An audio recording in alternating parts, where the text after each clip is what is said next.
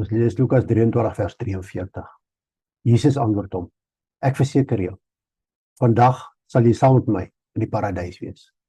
Een van die mees troostende en bemoedigende verse in die Bybel word in Lukas 23 vers 43 gevind. Jesus hang aan die kruis en verduur ondenkbare pyn en lyding. Aan weerskante van hom is twee misdadigers, albei skuldig en verdien straf volgens die wet van die dag. Maar in die laaste ure van een man se lewe gebeur iets merkwaardigs. Een misdadiger sluit by die skare aan om Jesus te bespot, maar die ander verander van hart.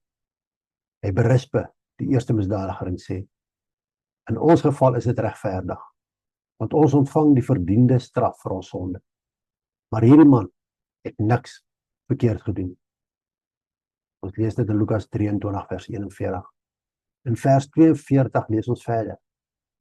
Toe draai hy na Jesus en sê: Jesus, dink aan my wanneer u in u koninkryk kom. Jesus antwoord met hierdie wonderlike woorde: Ek verseker jou, vandag sal jy saam met my in die paradys wees. Wat 'n kragtige voorbeeld van God se genade. Hierdie man het geen geleentheid gehad om kerk toe te gaan, gedoop te word, goeie werke te verrig, of die sondes van sy verlede reg te maak. Hy kon nie 'n nuwe blaadjie omslaan of jare spandeer om sy getrouheid te bewys nie. Hy was letterlik aan die einde van sy lewe. Maar toe hy in opregte geloof na Jesus gedraai, het hy onmiddellike vergifnis en die belofte van die ewige lewe ontvang. Dit herinner ons daaraan dat dit nooit te laat is om na God toe te draai. Baie mense dra die las om te dink, hulle het te ver gegaan, te veel gesondig, of te veel jare gemors. Sommige glo God het hulle nooit vergewe nie weens hulle vorige foute. Ander stel hulle besluit om Christus te volg steeds uit, in die hoop dat hulle dit eendag sal doen, wanneer die lewe meer gerieflik is. Die dief aan die kruis bewys hierdie idee is verkeerd. Vir die persoon wat onwaardig voel, wys hy veral dat God se genade groter is as enige sonde. Maak nie saak wat ons gedoen het nie. As ons opreg berou toon en ons geloof in Jesus Christus plaas, is God bereid om te vergewe. Soos Jesaja 1 vers 18 vir ons sê: Al was julle skarlakenrooi van sonde, julle sal wit word soos sneeu. Vir die persoon wat aanhou uitstel, draai hierdie storie 'n waarskuwing. Ja, dit is nooit te laat om berou te hê nie, maar ons is nooit gewaarborg van nog 'n dag nie. Die dief is op die laaste oomblik gered, maar hy was ook gelukkig om daardie laaste oomblik te hê. Geen van ons weet wanneer ons aardse reis gaan eindig nie. Daarom is die boodskap nie wag tot môre nie, maar eerder draai vandag na God toe. Hierdie gedeelte bied ook groot troos vir gelowiges. Een van die grootste vrae wat mense het is: wat gebeur as ons sterf? Jesus gee 'n duidelike antwoord. Hy het nie vir die dief gesê eendag, uiteindelik mag jy die paradys binnegaan. Hy het gesê vandag sal jy saam met my in die paradys wees. Vir diegene wat aan Christus behoort, is die dood nie die einde nie. Dit is die deur na die teenwoordigheid van ons verlosser. Hierdie belofte het Christene al eeuwenlang getroos, veral wanneer hulle die verlies van geliefdes of hulle eie sterflikheid in die gesig staar. Ons plaas nie ons hoop op wensdenkerry nie.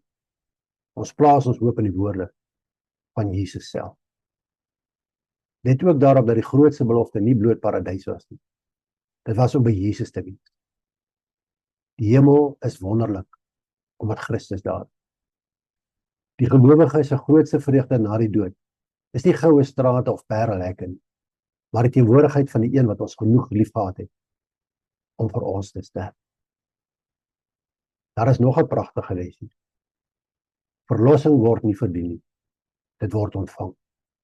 Die dief het niks aan Jesus gebring nie, behalwe 'n berouvolle hart en eenvoudige geloof. Hy kon geen prestasies, geen godsdienstige geloofsbrewe en geen goeie dade bied nie. Hy het eenvoudig op Christus vertrou. Dit is hoe elke persoon gered word. Soos Efesiërs 2 vers 8 ons herinner, Julle is inderdaad uit genade gered, deur geloof. Hierdie redding kom nie uit julleself nie. Dit is 'n gawe van God. Wat beteken Lukas 23 vers 43 vir ons vandag? Vir gelowiges bied dit sekerheid.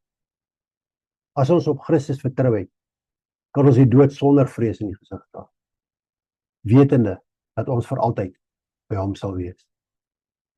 Vir diegene wat nog nie hulle lewens aan Jesus oorgegee het nie, bied dit hoop. Maak nie saak wat jou verlede is nie. Jou mislukkings maak nie saak nie. Dit maak nie saak hoe ver jy dink jy het gedwaal nie. God se genade is steeds beskikbaar. Die deur van sy genade bly oop. Die dief van die kruis leer ons dat solank daar asem in ons longe is, daar 'n geleentheid is om na Christus toe te draai. God se genade kan 'n mens bereik in die laaste oomblikke van die lewe. Maar sy uitnodiging word vandag uitgereik. Die boodskap van die kruis is eenvoudig. Dit is nooit te laat om na Jesus te kom nie. Maar die beste tyd om te kom is nou. Amen.